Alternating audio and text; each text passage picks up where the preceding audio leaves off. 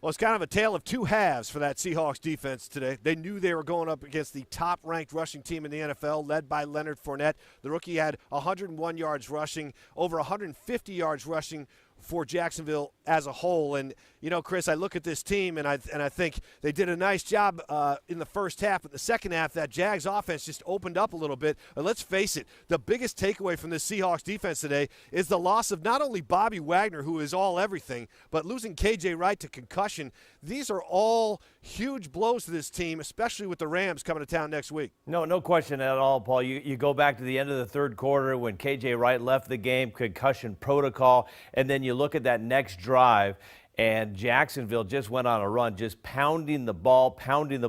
And not only, Paul, do you lose, a K.J. Wright, a Bobby Wagner, now you take away two of your big leaders, and we saw what happened at the end of this game. It was just a simple nightmare. Sheldon Richardson, Quentin Jefferson, both ejected from this game. So you're taking away a lot of leadership. Cliff Averill, Cam Chancellor, K.J. Wright, Bobby Wagner, all big leaders on this defense, Paul, now all out of the game, and we saw the emotions flare near the end of this ball game. Kind of an embarrassment, if you will, at the end of this game. Yeah, I can't agree with you more. I mean, having fans throw garbage on a player after the game is garbage in itself. But at the same time, it doesn't excuse Jefferson for going up and trying to get into that fan, and climb into the stand. So. But Pete Carroll, I liked what he did after this game. He took that team inside that locker room and he let them have it right away. According to the players, at least the ones we talked to, he sent a message to those guys and told them, look, that cannot happen. And he said after the game he was going out there to take them off the field, just basically tell them to just relax, let's get out of here. And it wasn't one of those things where he was trying to cause any more trouble. But you know Pete, he gets emotional, he gets involved in these things. And I think all he wanted to do was get his team off the field and head back to Seattle and take the loss. But there's one thing, and it's kind of an annoying thing when it comes to this team, is, as you mentioned, I mean, when Bennett gets into it with Fournette, it's like I'd like to see this team, as good as they are and as classy as they are, just lose with some class. Don't let it get away from you at the end. Yeah, it's a very emotional game, Paul. I think we know that, and there was a lot of things that were kind of, you had three interceptions, you had a late no call, you had a missed field goal from Blair Walsh, so there was a lot of things that was kind of boiling up. And then, Paul, you had a Jacksonville team, and you were there, Paul. It felt like, as we were watching the game back here in Seattle, these Jacksonville players, very chippy, they were going after these Seahawks players from start to finish in this game, and they were kind of asking for it a little bit as well. And the Seahawks, instead of just kind of shutting up and playing, they answered back. Well, let's face it. We talked about it a little bit during the week, but this Jacksonville team had this game circled for a long time. They went up and annihilated the Pittsburgh Steelers and forced 5 turnovers. Today, they forced 3 interceptions.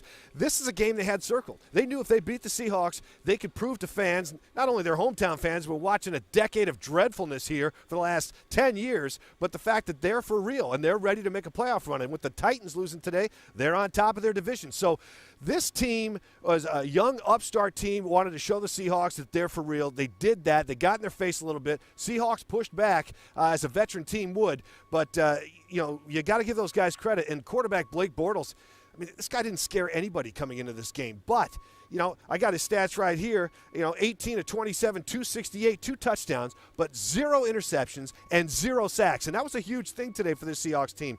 They normally can get after the quarterback rushing 4. Well, by the end of this game, 0 sacks and hardly any pressures. At one point, he had 25 dropbacks, and only one time did a Seahawk lay his hand on him. So that's something that just can't happen. But, that's what Pete talks about all the time. Pass rushing is so key. No, you hit it. 0 sacks. Jimmy Graham was pretty much absent from this game. You throw in the missed field goal. All those things start to add up. And, Paul, you talk about this Jacksonville defense playing with a little chip on their shoulder, wanting to prove a point.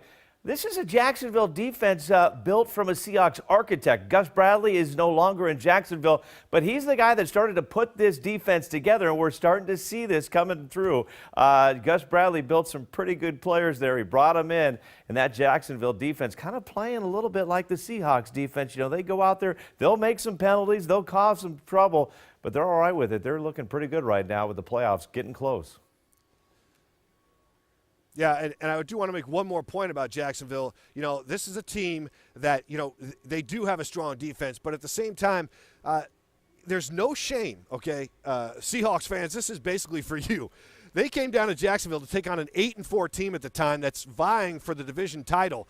Losing to this team with the top-ranked defense and the top-ranked rushing game in the NFL, there's no shame in that. This is a good team they lost to. This was no fluke, and they took it all the way down to the end and lost it 30-24. So there's some takeaways from this game for sure. And as we talked about, a huge matchup coming up next week against the Rams.